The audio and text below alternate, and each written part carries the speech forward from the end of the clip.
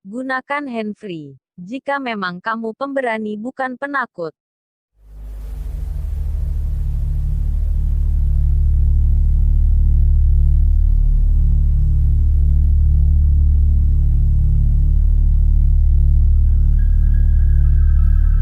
Kuntilanak penghuni lantai atas.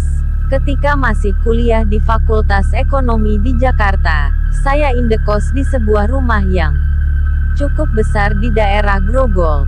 Saya masih ingat rumah kosan berlantai 2 yang letaknya di pertigaan Tawakal Raya itu. Cat pintunya berwarna coklat gelap dan masih dilapisi lagi oleh pintu tralis besi. Akses pintunya ada 2, yaitu di dekat garasi yang merupakan pintu utama rumah, dan di samping rumah yang berhadapan dengan jalan, untuk akses khusus para mahasiswa yang ngekos.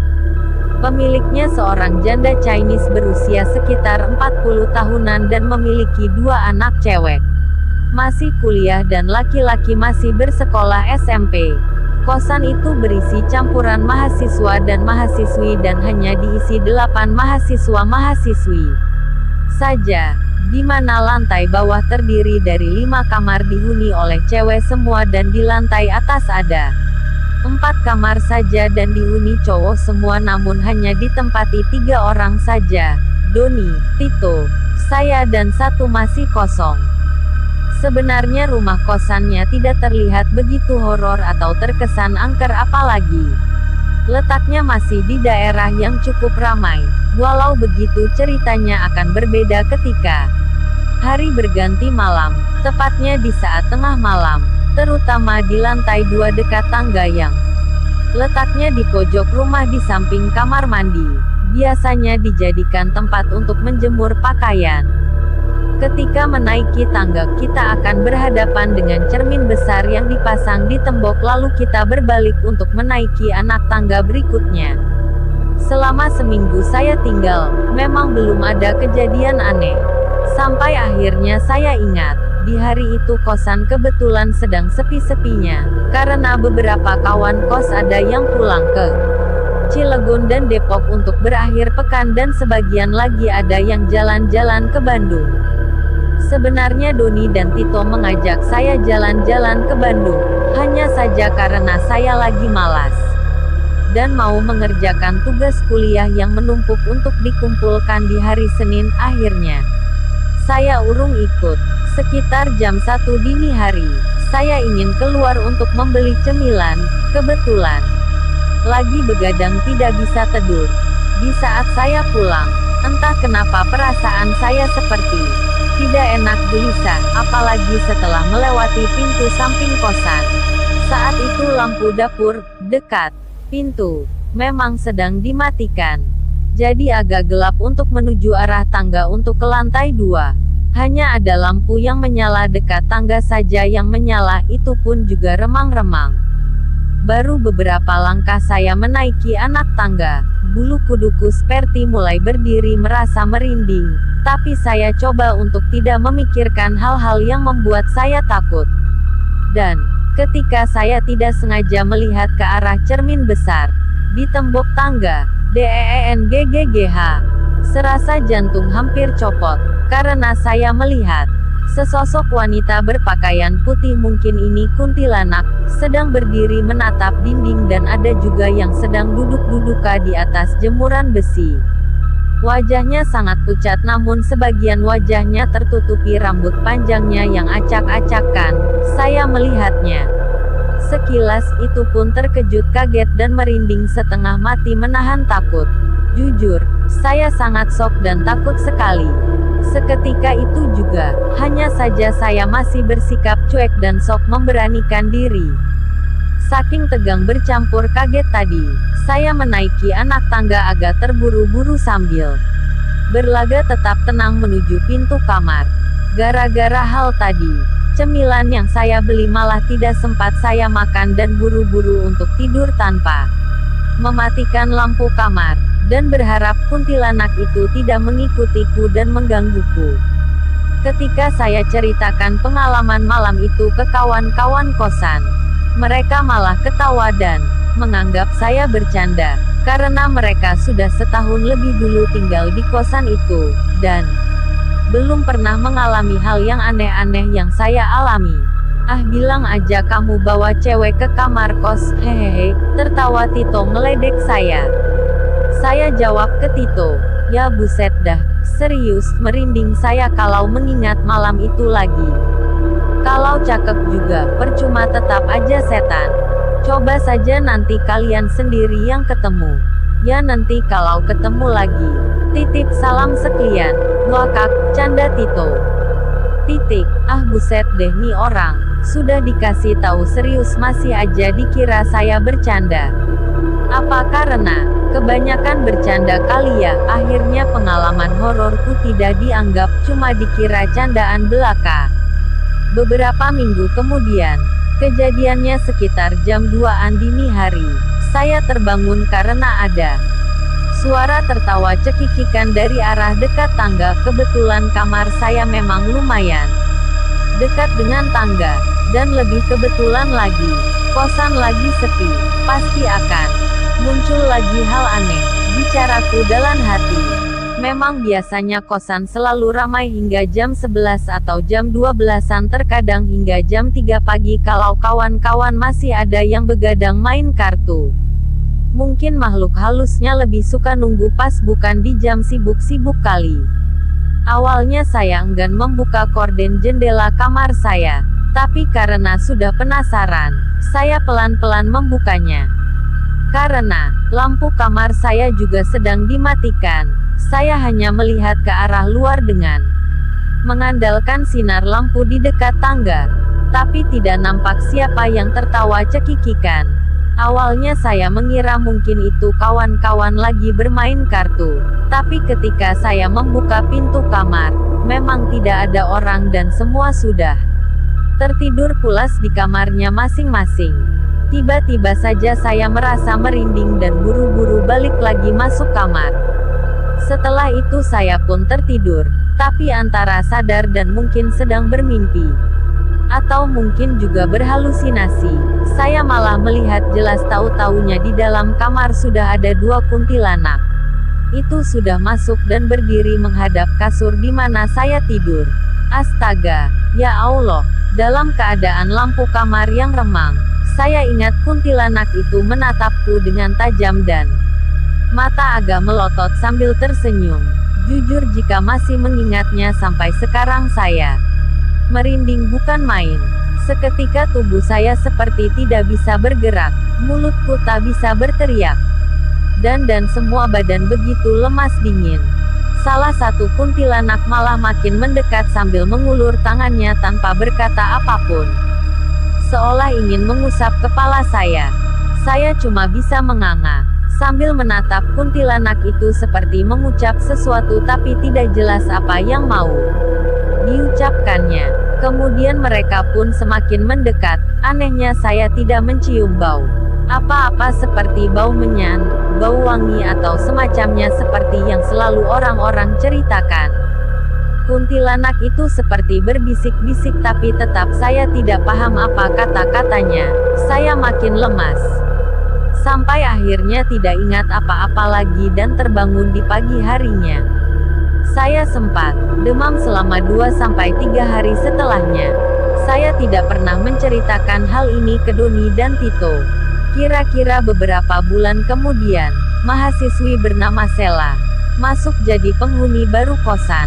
Karena semua kamar di lantai bawah penuh, akhirnya dia tinggal di kamar lantai atas yang masih tersisa 1. Waktu awal kenalan, Sela tidak pernah bercerita kalau ternyata dia memiliki indera keenam atau semacamnya. Dan suatu hari ketika saya mengobrol dengannya, dia baru mengaku kalau dia memang bisa melihat hal-hal gaib dan juga melihat kuntilanak yang biasa di dekat tangga. Hanya saja dia selalu tidak berani menatap langsung, karena khawatir kuntilanak-kuntilanaknya akan tertarik mendekati dia. Walau Sela memiliki kelebihan, tapi masih punya sifat penakut. Sela malah bercerita lagi kalau ada makhluk lain semacam sejenis jin monyet kecil bermuka menyeramkan, yang suka bermain di kosan ini. Tito dan Doni yang awalnya tidak percaya, akhirnya baru yakin dengan cerita saya, soal kuntilanak di tangga. Setelah Sela memberitahu mereka berdua. Gara-gara itu Tito dan Doni menjadi ketakutan juga. Satu hal yang bikin saya bingung dan anehnya para penghuni cewek di lantai bawah malah tidak pernah mengalami hal-hal gaib seperti halnya di lantai 2. Waktu itu hari setelah maghrib sekitar pukul 18.30-an, saya baru pulang kuliah dan duduk-duduk di sofa lantai 2 yang ada di dekat kamar Tito. Ketika Tito keluar kamar, tiba-tiba Sela yang baru selesai sholat keluar kamar dan mendekati Tito sambil berbisik pelan-pelan. "Tuh, kamu sekarang kalau bisa buruan mandi ya. Terus kamu baca ayat kursi." Sela memberi instruksi. Tito harus membasuh kanan bahunya sambil membaca ayat kursi dan kemudian membilas bahu kirinya juga kembali membaca ayat kursi. Lalu membilas kepala dan sekujur tubuhnya. Setelah beres, Tito disuruh duduk di sofa dan Sela melakukan bacaan pembersihan dengan mendekatkan kedua tangannya di sekujur pundak Tito. Saya dan Doni cuma melongo aja. "Sudah tuh, sekarang sudah tidak ada apa-apa," kata Sela. "Tadi kenapa Sel? Jangan bikin gue takut nih." "Seriusan?" tanya Tito. "Tadi tuh, di badan kamu ditempelin si monyet kecil yang mukanya serem. Kayak sebangsa jin monyet.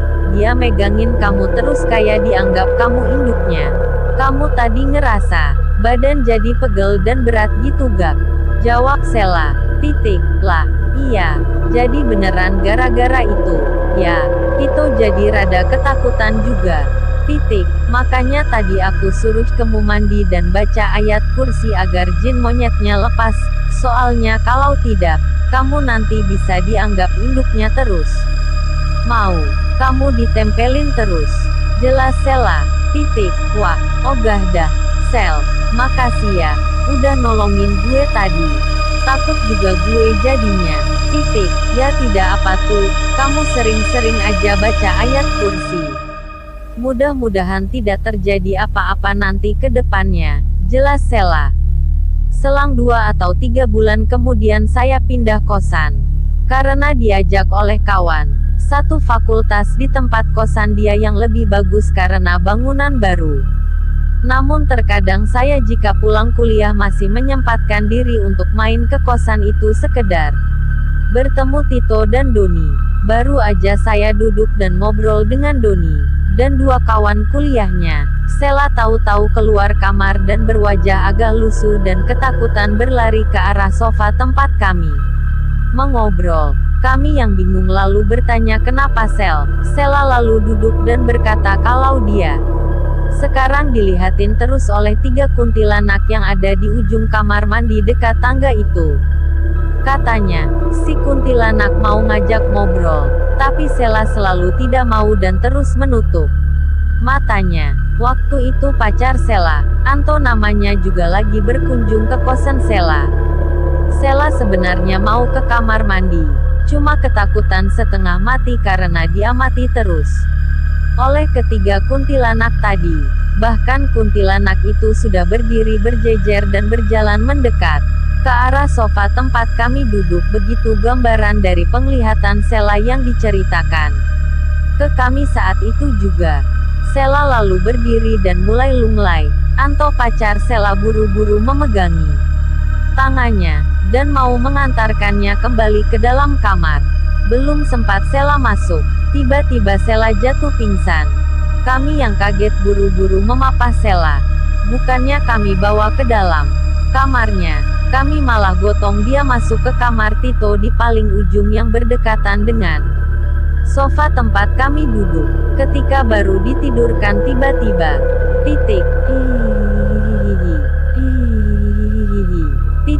Sela tertawa layaknya kuntilanak, nyaring dan terus-menerus tanpa henti.